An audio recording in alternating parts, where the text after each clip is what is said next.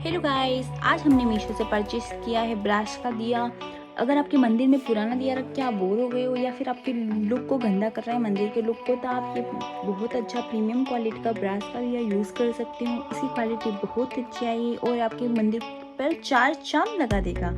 ये दिया आपके मंदिर पर 4 चाँद लगा देगा। आप इसकी क्वालिटी देख सकते हैं, बहुत ही अच्छा आया है और वॉशेबल भी है। ये इसका एक फ़ायदा ये वॉशेबल है, तो इसे वॉश कर सकते हो गंदा होने पर। ठीक है, आपको चाहिए तो डीएम करें। Thank you.